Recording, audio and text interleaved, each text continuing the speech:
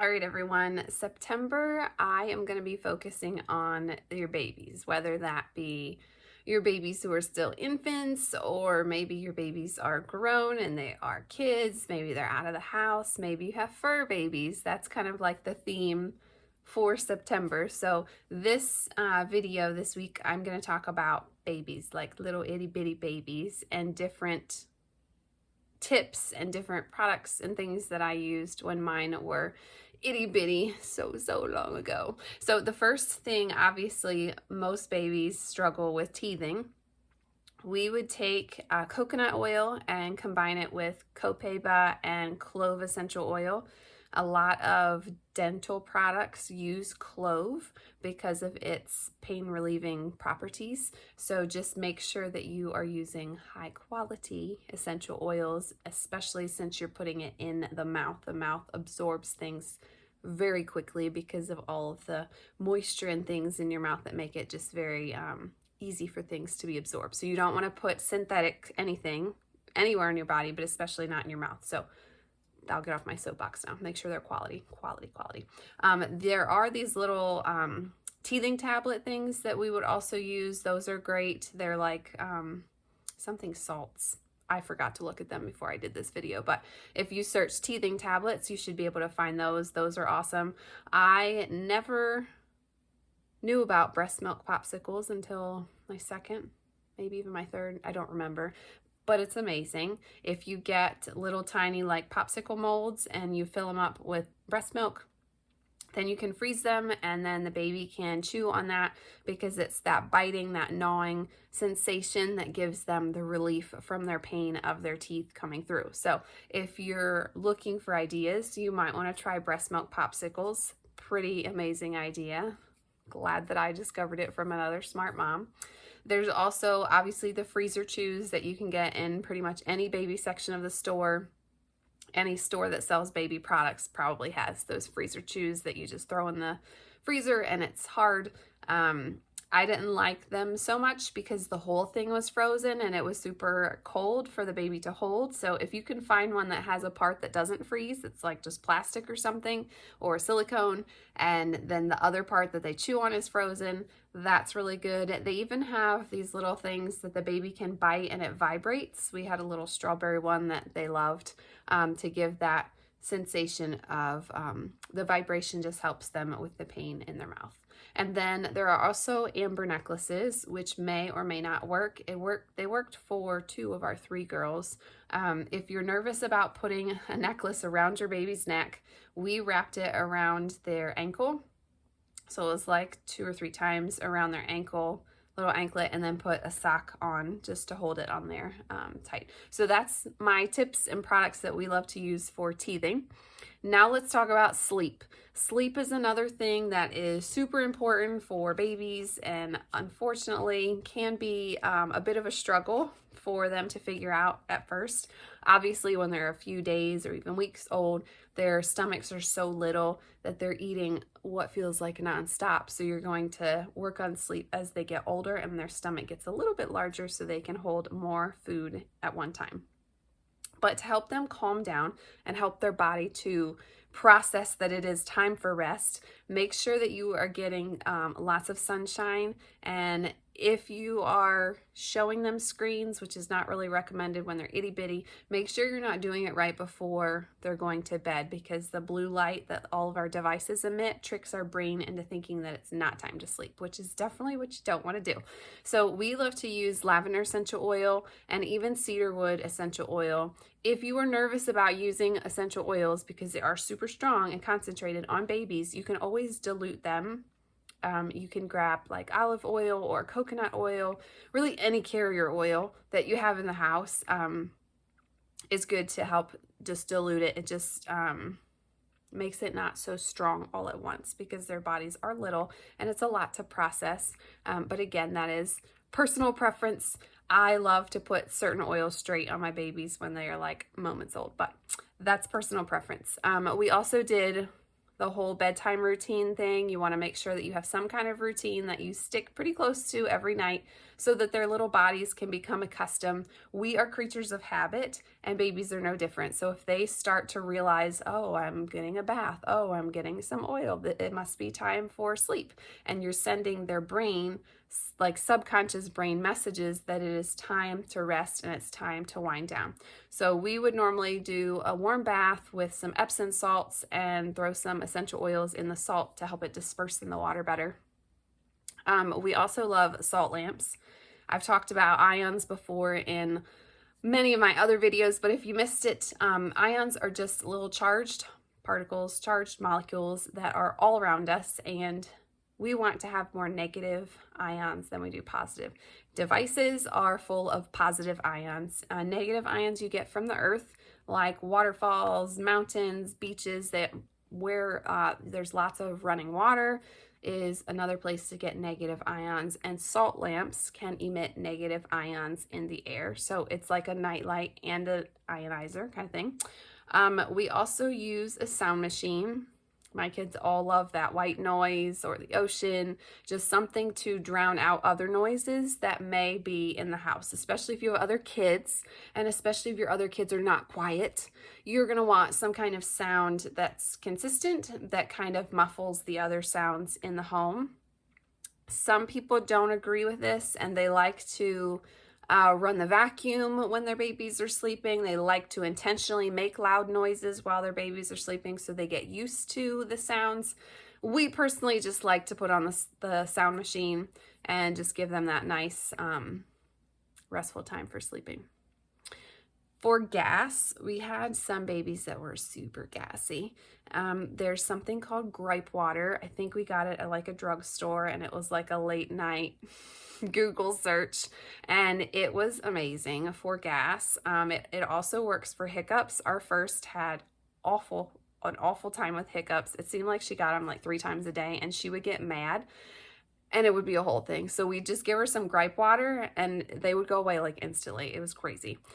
Just a caution, it is black liquid when it comes out. Don't be startled. I don't remember what the ingredients are that make it that really crazy color, but it was a little startling at first, but it is amazing. So if they're having if they're being kind of grumpy, you can't really figure out what it is, and they have a clean diaper and they're well rested and they're well fed, it might be that their tummies are having trouble. Especially if you're breastfeeding, if you're eating some different foods. Sometimes if I ate Mexican, they would have some gas problems. So if they're having some problems and you can't figure out what it is, it might be their little tummy trying to break down all of the breast milk or formula or whatever they are eating. So gripe water is a great place to start if they're just kind of fussy. We also like lavender oil for this, just because it's so calming. Sometimes you can get a little, even adults get like nervous, anxious, and their stomach kind of tightens up. Lavender just kind of helps to relax you. There's also a digestive blend that we love. It's good for all things digestive. I put it on our baby straight, but again, you can dilute it. And then one of the doctors, it was probably a pediatrician, showed us with our first, if you bend their knees, so they're laying on their back, and then you bend their knees slowly into their chest and pull back. So you're pushing and then pulling on their legs. It actually can work out some pretty good toots. So it's kind of comical that you can do that. But if it seems like they have some digestive discomfort, you could try that to help relieve their little tummies. You can even rub their belly, give them like a little belly rub. Whenever we did that, of course, I always threw essential oils in because I'm all about the 2-for-1 thing. And then my last recommendation for gas is to visit a chiropractor. I wasn't aware until our second that chiropractors can work on itty bitty babies. I thought you had to be an adult, but they can work on them pretty much instantly. My middle daughter's first chiropractor said that he adjusted his newborn like as soon as the baby came out of the mom. So that was pretty interesting. Chiropractors are a great place to start, just because if your bones are not in alignment, they can throw off all kinds of things. So if you're having a lot of if your baby's having a lot of gas issues, you might want to phone a chiropractor and see if they can just examine their spine and make sure that all of the little vertebrae are in the right spot and just everything is right with the bones. Another area that may be challenging with babies is diaper rash. we had some issues probably with our first, when we're learning, you know, diaper rash remedies. Hands down, the best thing that I found was cornstarch, straight up cornstarch. That usually did it within a day or so. I do not recommend baby powder. There's lots of research and lots of warnings about baby powder just because of the ingredients. I don't remember exactly what it is, but it was really awful. So we use cornstarch in place of baby powder for anything. Like if you're wearing shoes without socks and instead of putting baby powder, you can put cornstarch in. And we do that for diaper rash as well. It just helps to get the moisture away because you want to keep their little bums as dry as possible when they're having a rash, especially the urine. You don't want that on the rash. It'll just irritate because your urine is very acidic. And if they have a little rash, it's just going to irritate them.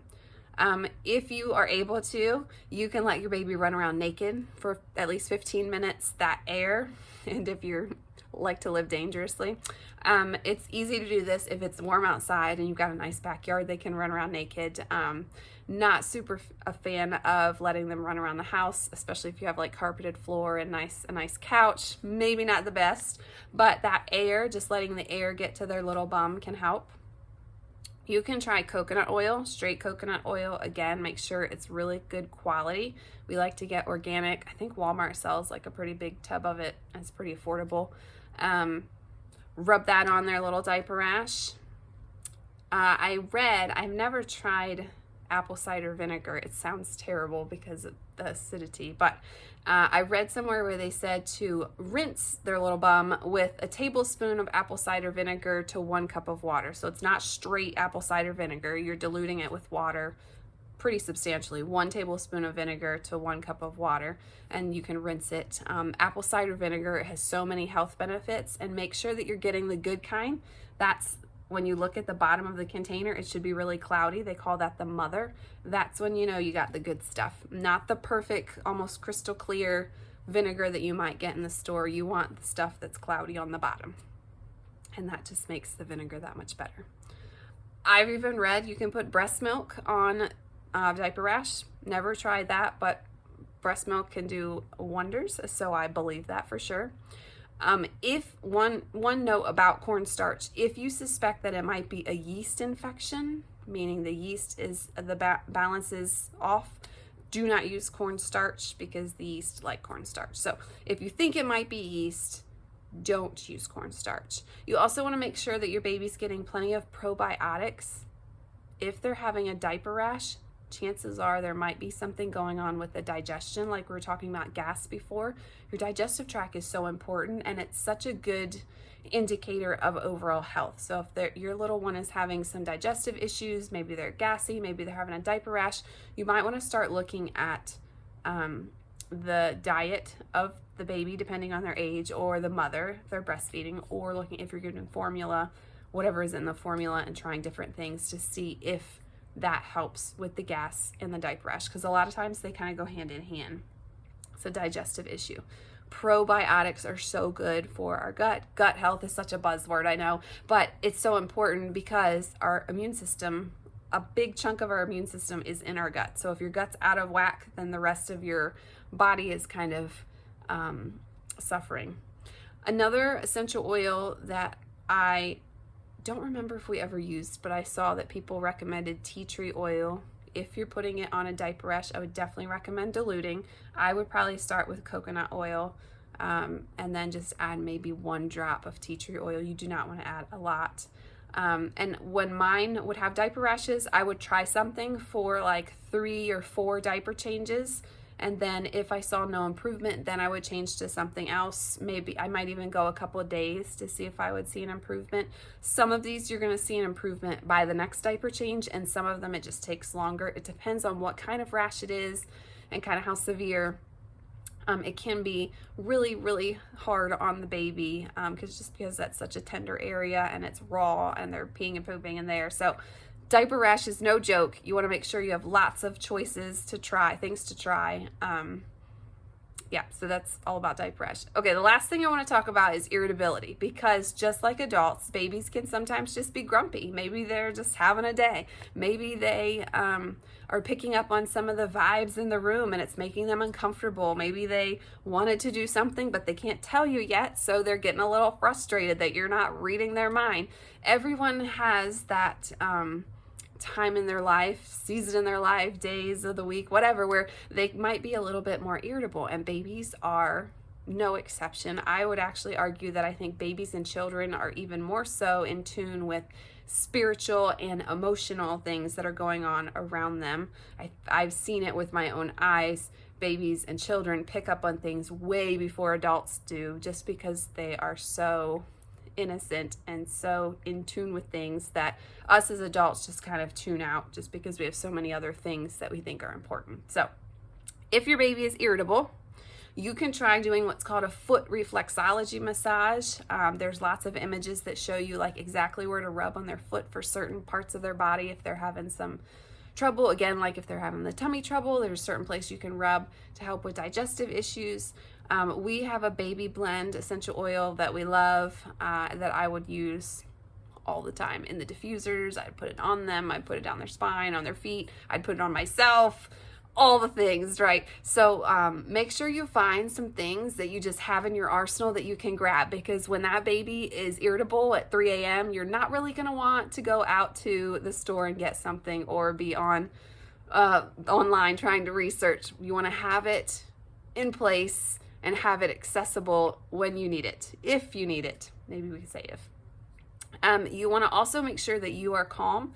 If you are getting frustrated because they are frustrated, you're just going to feed off of each other, and it's just going to be bad for everyone, right? So have you ever like been really upset and you went to talk to somebody, and instead of like trying to calm you down, they just like get all riled up and upset with you? I know as a teacher, I had some teacher friends that we could just get each other going, and what could have been little just ended like way up here because we're like so intense and into it. So if your baby is upset and you can't figure out why, and you've done all the things and you don't know what's wrong, the best thing to do is just to remain calm and try and calm your spirit and calm yourself, so they're not picking up your emotions and your vibes, and they're not elevating whatever's going on with them is just going to elevate. Kind of like if you're correcting your kids and they're driving you crazy, it's, even though you want to scream, it's probably not the best option. It's better to, get down to their level and try and do some detective work and what's going on, and can we talk about this, and do you need a hug, and how can I help you? You're kind of applying that, but in like the baby sense. So a baby's not going to be able to tell you what it needs, he or she, and they're not going to be able to communicate in the same way that your kids can. So you just have to be as calm as possible. I loved to use emotional blends all the time, especially when ours were real little, because there's so many emotions. The mom is hormonal, you're sleep deprived, you're trying to figure out your new normal and your new life with this new little one. So emotional essential oils are awesome. I love citrus oils, and I love tree oils like pine or cypress. Just think of the roots of the tree holding into the earth and grounding that tree. They do the same thing for us with our emotions. So if you have some anger issues, or if you feel like you're overstressed or overworked, or just having a kind of a funky day, try some essential oils to help regulate your mood, so then you're not projecting that onto your baby or your kids or your family, and it's just helping everyone in the situation, because you don't want to elevate what's already a problem, right? You always want to de-escalate the situation. You can even try singing and rocking. I know some moms have like the bounce down. You get the baby in your arms and you're bouncing, and then some of us who have been doing it for a while find ourselves bouncing when we're holding, like, I don't know, a bag of sugar or something instead of a baby. But anyway, I digress. So just do your best to figure out what's wrong with the baby. And if you can't figure out what's wrong with the baby, be calm and do all the mom things that you already know, that you are so prepared, that God has given you, and pray that God will give you more wisdom, and pray for your baby. And I promise you, it doesn't last forever. It may be a few hours, which seem like years, but I promise you it will work itself out. And some of these things that I shared may help. Sometimes it just needs time, and sometimes babies just want to cry, right? Everybody needs a good cry every once in a while, right? So if you can't figure out what's wrong and you've checked everything and you've done all the things, just take a deep breath and pray and remind yourself that this is just a season and they will grow up in the blink of an eye. So cherish that time that you have with them and snuggle those little babies. I hope this video was helpful. I love sharing information about toxin-free living tips, and I hope that gave you some value. And if you have a little baby, give them an extra little squeeze for me. That's such a precious time of your life and your kids' lives.